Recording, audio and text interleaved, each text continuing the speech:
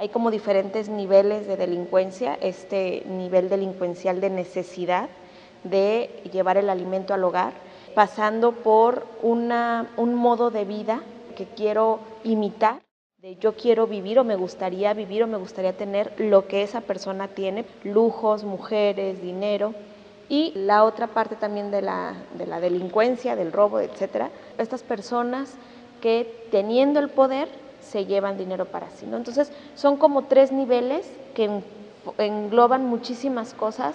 Es un asunto multifactorial, no podemos decir solamente que se trata de cuestiones económicas, porque si fuera el caso, bueno, pues hay muchos funcionarios que tienen lo necesario para vivir bien y aún así pues delinquen, ¿no? en el momento en que están robando. Me parece que no hay una postura sencilla de decir esta es la razón, la única razón por la cual está sucediendo este fenómeno, y también hay que hablar de percepciones, ¿no? De la percepción de impunidad, de la percepción de corrupción, de la percepción de inseguridad. O sea, si mi hijo va a salir en la noche, si yo voy a salir en la noche, me da miedo salir en la noche, por más que a mí no me haya pasado nada, seguramente conozco a alguien que le ha sucedido y es un asunto también de percepción. Me parece que la delincuencia muestra la otra cara de esa figura del capitalismo que finalmente tiene la ganancia como su Dios, ¿no? Como su objetivo último. Y en ese sentido, pues hay una ruptura del Estado de Derecho en cuanto que se viola la ley a partir de un individuo o de un grupo que transgrede las normas jurídicas y comete un delito, ¿no? Sin embargo, tiene muchos niveles, ¿no? Hay muchas estratificaciones, podríamos decir, porque también hay una delincuencia que no se ve, ¿no? La delincuencia que está detrás de una institución respetable, entre comillas, que está detrás de un banco, detrás de un gobierno también, en donde ya encontramos una delincuencia que se organiza, que tiene recursos, que tiene información, que es fundamental, ¿no? Y que ahí ya no es la delincuencia que deriva del hambre o que deriva de la necesidad, sino de un afán de enriquecimiento que se conecta muy claramente con el espíritu capitalista de aprovechar las oportunidades para enriquecerse, ¿no? De una manera exagerada, diríamos, ¿no? Lo que en México hemos padecido en estos últimos tiempos, ya desde hace, yo diría, unos 30 años para acá, es una presencia del crimen organizado ya más claramente, con grupos que están muy bien estructurados y que también ya rompen las fronteras, ¿no?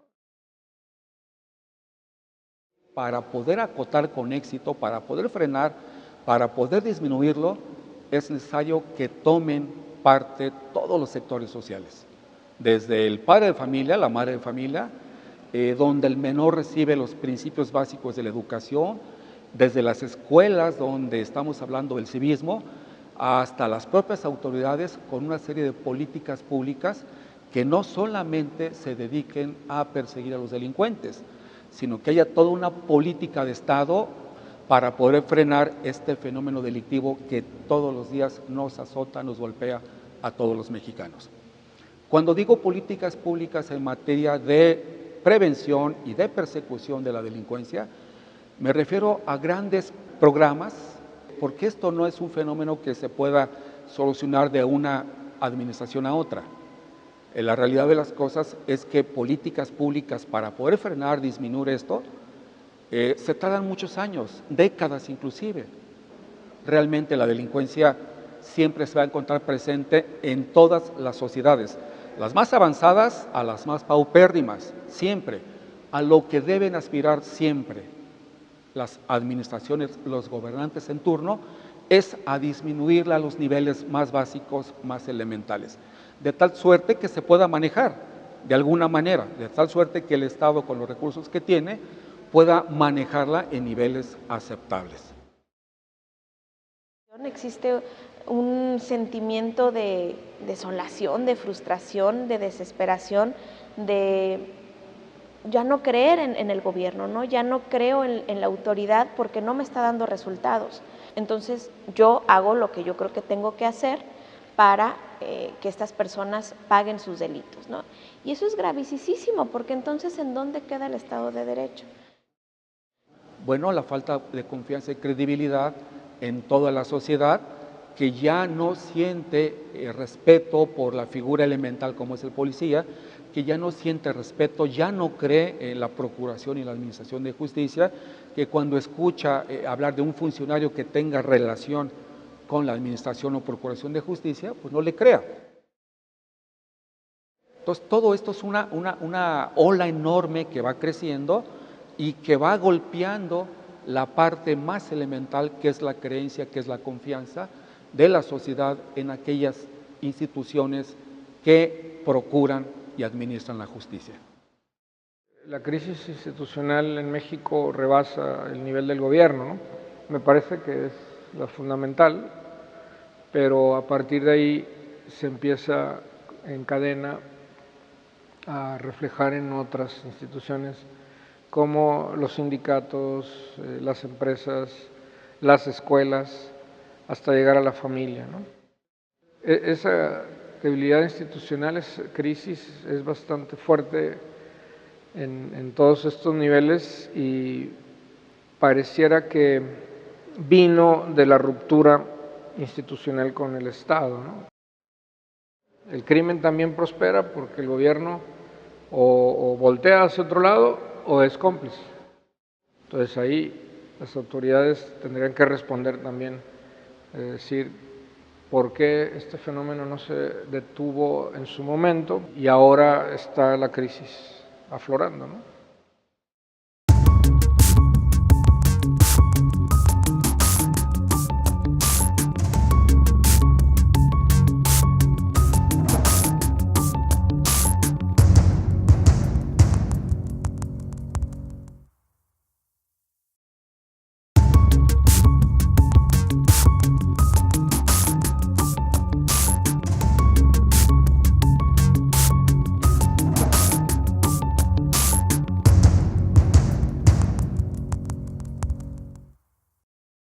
Cuando hay descomposición social, cuando hay falta de valores, cuando hay una carencia económica, que repito son todos los elementos, todo esto incide a que la persona delinca. ¿Por qué? Porque cuando hablamos del delincuente, no solamente podemos asignarlo a una sola causa, realmente el fenómeno de delincuencia es multicausal. Entonces, esta descomposición social definitivamente es uno de los factores que también obliga a la comisión de los delitos. Entonces, cuando hablamos de ello o cuando vemos la descomposición a perspectiva futuro, bueno, desafortunadamente no es muy alentador porque no es algo que podamos terminar en un par de años. Realmente necesitamos un trabajo arduo de muchos años, donde se encuentran involucrados todos los factores, todos los sectores sociales, para ir poco a poquito ir bajando este nivel de descomposición social que, repito, se encuentra presente en todos los órdenes. Desde muy temprana edad los jóvenes, los niños, se dan cuenta que el camino que están siguiendo, en todo caso, si están en la escuela, no les va a garantizar un mínimo de subsistencia digna, ¿no? Y empiezan a buscar otras opciones, ¿no? Los estudios de la Organización para la Cooperación y el Desarrollo Económico, la OCDE, han señalado que efectivamente en México es uno de los países donde salir de la pobreza es una verdadera hazaña, ¿no? Si naces pobre en México, lo más probable es que seas pobre toda tu vida, si te atienes a respetar precisamente el camino institucional de educarte, de buscar un empleo, pero que siempre va a estar limitado por también el origen social, ¿no? Es un hecho que las élites económicas controlan, dominan los empleos mejor pagados, y para una persona que viene de un origen humilde es muy difícil acceder a los puestos directivos, a tener una posibilidad de romper esa barrera que lo está limitando, ¿no?, en sus posibilidades. El empleo es finalmente, y un empleo con un sueldo digno, obviamente, el factor que podría revertir, ¿no?, toda esta delincuencia que ha crecido en México en los últimos años, pero pues no solamente hay una crisis en México económica, sino una crisis mundial que también no coopera para lograr estos objetivos. Y por el otro lado también, las personas que ya cayeron en alguna ocasión en las cárceles, que el gobierno ahora llama ahí de reinserción social, ¿verdad?, instituciones, pues no funciona. No solamente contenido, ¿no?, porque hay gobernantes que dicen es que contuvimos o estamos tratando de contener la ola delincuencial. No la contengas, erradícala, evítese. Bueno, es que no se puede hacer mientras no cambiemos la mentalidad de las nuevas generaciones. No consumas, no vendas, no repliques este modo de vida fácil de lujos, de mujeres, de droga, de sexo, ¿no?, de este modo de vida que quiero replicar o que me gustaría replicar. Antes los niños querían ser superhéroes, ahora quieren tener un auto último modelo de una manera fácil. Entonces, estamos replicando modelos sociales que nos están llevando a una descomposición social. Entonces, estamos ante una deficiente trabajo de los gobernantes a implementar políticas públicas, pero desde abajo, o sea, desde la educación. Y ahorita dicen, contenemos porque tenemos el problema. Ok, contén el problema, pero trabaja desde las primeras generaciones, desde la educación básica, para cambiar este chip. Y eso no está sucediendo. Creo que el problema es que se trabaja en un frente y se deja de lado el otro. La vida cotidiana se altera, ¿no? Definitivamente la sociedad mexicana ya hace tiempo que no vivimos con la tranquilidad de antes, no tenemos las mismas prácticas, costumbres, o las hemos tenido que modificar, alterar, debido a que nos vemos amenazados, ¿no? Teníamos la idea de que era más fácil que fueras presa del crimen en las periferias, andar ahí a las altas horas de la noche, pero pues esto ya se acabó. O sea, ahora el crimen está en el centro, en el corazón de las ciudades, a cualquier hora, ya no nada más después de las 10, 12 de la noche, al mediodía puede ser también otro riesgo, ¿no? Y pues eso impone una lógica como de guerra, ¿no? Es como cuando en la guerra estás siempre alerta ante cualquier posibilidad de ataque, de una agresión inesperada, ¿no? Pues eso genera estrés, ¿no?, genera desgaste, genera miedo, y es muy riesgoso vivir con miedo, ¿no?, porque el miedo es mala consejera, ¿no?, como dicen también. La gente ya no confía, ¿no?, en las instituciones, sobre todo policíacas, y está armándose, está también parapetándose, ¿verdad?, los que pueden, en búnkers que nos aíslan del resto de la sociedad, y todavía hacen más evidente los contrastes sociales, ¿no? Las colonias que se fortifican, ¿verdad?, que se vuelven cerradas, herméticas al exterior, ¿no?, y el exterior que es visto como el mundo del caos, ¿no?, del sálvese quien pueda, ¿no? En cualquier búsqueda de convivencia social es urgente, ¿no?, modificar esa situación. Si no hemos sufrido nosotros las consecuencias del fenómeno. Sí lo padeció un hermano, el tío, la esposa, el vecino, el amigo, el hijo. Entonces lo tenemos tan cercano ya que ha logrado que aquellas conductas que teníamos los mexicanos históricamente cambiaran radicalmente.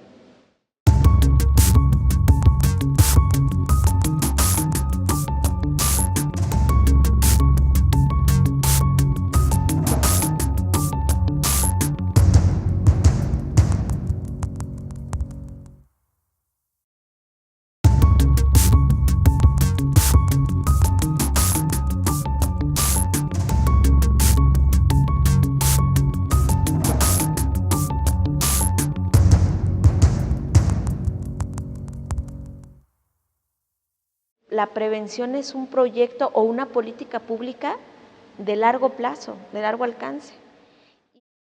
La raíz del problema es un asunto social porque necesitamos recursos económicos y no estamos haciendo las políticas públicas adecuadas para eso. Las políticas públicas se están centrando en combatir la delincuencia en la seguridad, ¿no?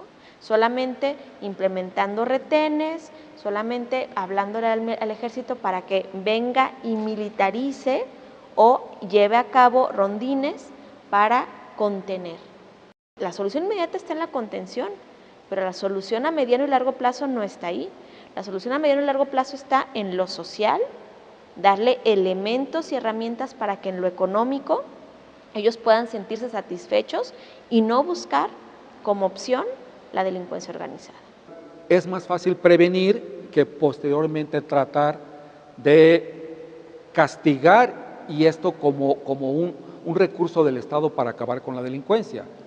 Realmente se gastaría mucho menos presupuestalmente hablando en aquellas conductas preventivas que en estar tratando de hacer leyes o estar tratando de crear reclusorios preventivos, de aumentar el número de policías, de autoridades para poder frenar esta ola delictiva.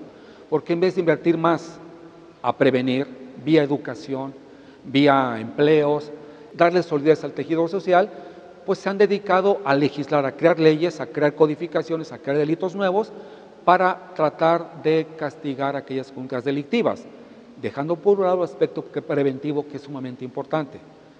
La aplicación de la ley en cualquier sociedad tendría un sentido pedagógico, ¿no? En cuanto diría a la sociedad, ese camino no es redituable, ¿no?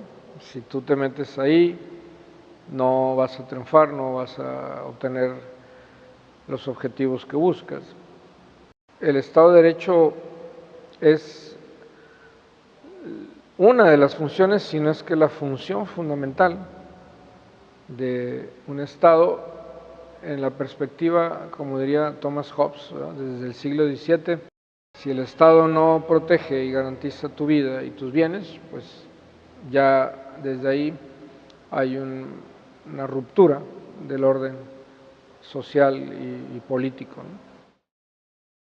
Han lanzado una gran cantidad de programas y pareciera que no dan en la solución, no definitiva, porque tampoco pensaríamos en una sociedad perfecta donde no hubiera crimen, pero sí eficaz, que se estuvieran viendo que los resultados están avanzando, ¿no? Hay una aspiración de vida de los jóvenes y también de los adultos. Yo aspiro a tener vacaciones y aspiro a tener un hogar, pero cuando aspiras a tener una vida de lujos sin esfuerzo, ¿quién te da eso? A menos de que tengas una empresa que hayas heredado o que tengas una empresa producto de tu esfuerzo, que existen grandes empresarios que han hecho grandes fortunas y se puede hacer, pero también existe la cultura del menor esfuerzo a cambio de grandes beneficios. El problema es cuando los jóvenes tienen esa aspiración y cuando en la cultura del mexicano está el que no es tranza no avanza, y cuando en la cultura del mexicano está, pues si puedo obtener esto sin esfuerzo, entonces de manera inconsciente estamos apoyando que existan este tipo de organizaciones, porque no nos gusta el resultado, no nos gusta el resultado final que nos afecta a nosotros, pero pareciera que el resultado inmediato es válido. El resultado inmediato es, me esfuerzo poco y tengo grandes recursos económicos o tengo importantes recursos económicos. Entonces estamos siendo incongruentes con nuestro discurso. Lo que tenemos que hacer, una vez más, es trabajar con nuestros niños, con nuestros adolescentes, con nuestros jóvenes, para que cambien ese chip. Lo que obtienes de manera rápida e ilegal o irregular tiene consecuencias y tiene consecuencias negativas. Leía que en Nueva York, en una escuela primaria, hubo un proyecto de un profesor que se le ocurrió crear un huerto al interior de la escuela, una cosa muy sencilla, interesó a los alumnos de una manera muy amplia, y en esa escuela, como en muchas otras públicas, también en Estados Unidos tiene su crisis, ¿verdad?, de la educación pública, había mucho ausentismo, ¿no? Entonces los chicos no iban a la escuela, ¿no? A partir de ese proyecto, los jóvenes empezaban a ir porque estaban entusiasmados, ¿no?, con la posibilidad de ver, de plantar, de ver crecer y de consumir, porque esa fue la otra, que modificaron hábitos de consumo a esos mismos vegetales, frutos, consumirlos en la misma escuela, ¿no? Entonces, este tipo de reformas que son mínimas, que son a pequeña escala, yo creo que son también urgentes en México, ¿no?, de encontrar la creatividad suficiente, que sí la hay, pero que necesita apoyo, ¿no? Necesita que también la institución no sea tan cuadrada de decir, no, es que no podemos perder tiempo, ¿verdad?, en un huerto, porque no es nuestro trabajo, ¿verdad? Entonces, no se dan cuenta que la enseñanza, no nada más escolar, sino también cívica, que ese tipo de proyectos genera, a la larga es mucho más enriquecedora que estar cumpliendo con los programas de una manera estricta, ¿no?, que por otro lado también se han visto que son un fracaso, ¿no?, en muchos casos. Entre esa enorme gama de responsabilidades que tiene el Estado, debe ser ante todo un promotor de aquellas políticas públicas que ayuden a la cohesión social, para tener un piso más parejo, para que todas las personas se sientan incluidas, se sientan que forman parte dentro de esta enorme cohesión social y puedan finalmente incluirse dentro de esta dinámica socialmente sana.